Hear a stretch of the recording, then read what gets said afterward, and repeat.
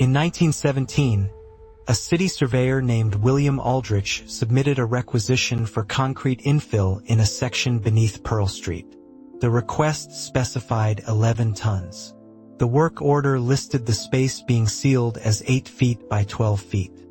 That discrepancy was never addressed in writing.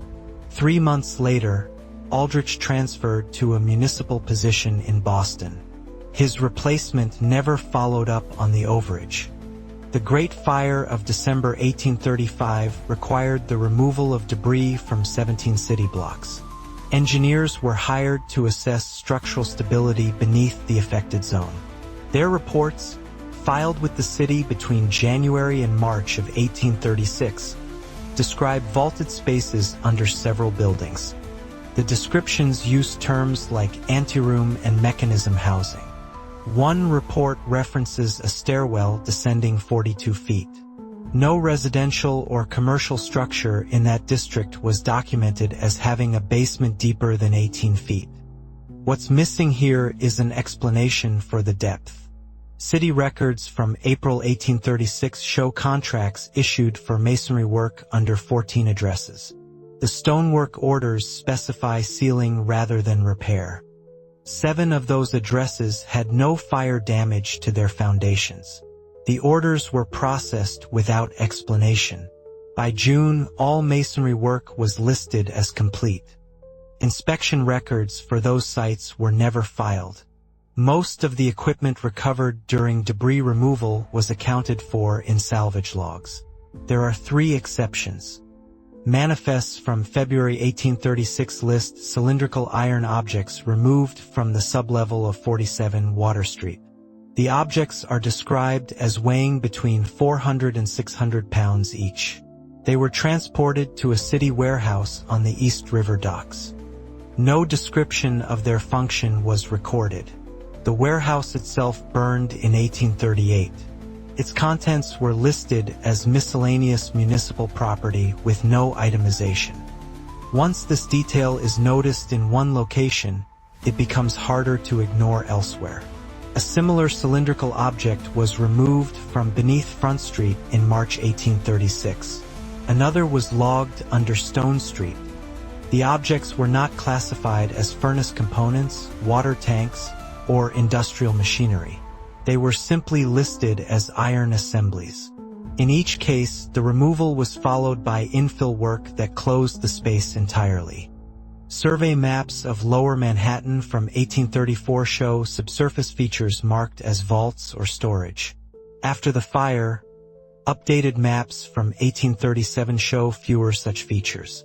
Some addresses that previously showed underground extensions no longer include them.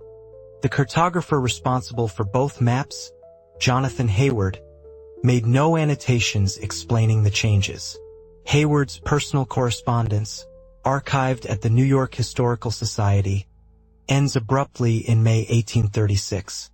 His final letter mentions delays in his work but provides no details. The stonemasons contracted for the sealing operations were paid from a discretionary municipal fund rather than the standard fire recovery allocation. That fund was established in 1832 for unspecified civic improvements. It was dissolved in 1839. No ledger of expenditures survived. There is a staircase still accessible beneath a building on South William Street. It was rediscovered during renovations in 1983. The staircase descends 31 feet and ends at a bricked wall. The brickwork is consistent with masonry from the 1830s. The stairs themselves show where patterns consistent with regular use. The building above was constructed in 1828. No original blueprints reference the staircase. When the 1983 renovation team inquired about the structure, the city planning office had no documentation. The stairs were designed for something. They were used to access something. Then the access was removed. In August 1836, a physician named Dr. Samuel Morton wrote to a colleague describing an unusual case. He had treated a laborer injured during municipal construction near Wall Street. The man's injuries were consistent with working in confined underground spaces. Morton noted the patient mentioned air machinery but was unclear whether this referred to ventilation equipment or something else. Morton's letter is part of a collection at the College of Physicians of Philadelphia. It was never referenced in any subsequent correspondence. Photographic surveys from the 1850s show several buildings in the financial district with iron grating set into the sidewalks. These grates are larger than typical coal chute covers. Some measure 4 feet across. By the 1870s, many had been paved over. The purpose of the grates was never recorded in building permits or street maintenance logs. What kind of event could cause documentation to stop, equipment to be buried, and spaces to be sealed within a span of 6 months? Not a fire. Fire creates damage reports, insurance claims, legal disputes. This was different. The records show action without explanation, removal without inventory, closure without inspection. A pattern of intentional silence has a shape. It suggests something was considered finished rather than lost. The iron cylinders recovered from Water Street were described in one manifest as warm to the touch. This notation appears only once. The temperature of the debris field in February, 6 weeks after the fire, would have been ambient. Most metal salvage was described as cold or frozen due to the record low temperatures that winter. The East River had frozen solid. Yet one entry describes metal objects as warm. That observation was not repeated in subsequent reports. There is a building at the corner of Pearl and Wall that was photographed extensively during an archival survey in 1889. One image shows a service door at street level with ironwork above it. The ironwork includes symbols that do not match any known municipal or commercial standard from that period. The symbols were not decorative. They were functional markers. By 1902, the same building was photographed again. The ironwork had been removed. No permit for its removal exists. In 1936, during subway expansion, crews working beneath the financial district reported finding seal chambers that were not on any engineering survey. The chambers measured between 12 and 18 feet in height. Several contained iron piping that led to no identifiable source or destination. The pipes were removed and scrapped. No samples were retained. The report filed by the chief engineer noted the chambers as anomalies but provided no further investigation.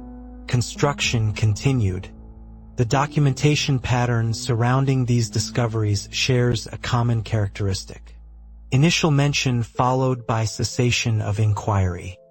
When something is documented once and never again, it suggests the documentation itself became a problem.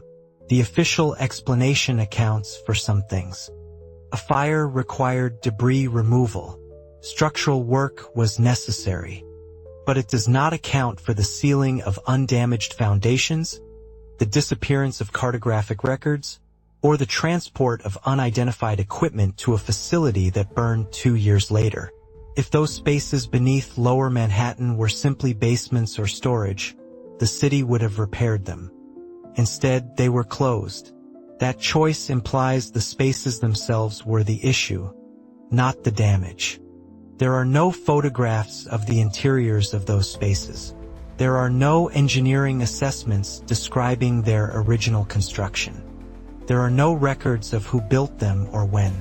What remains are removal orders, sealing contracts, and workers who mentioned air machinery in passing before the subject was dropped entirely.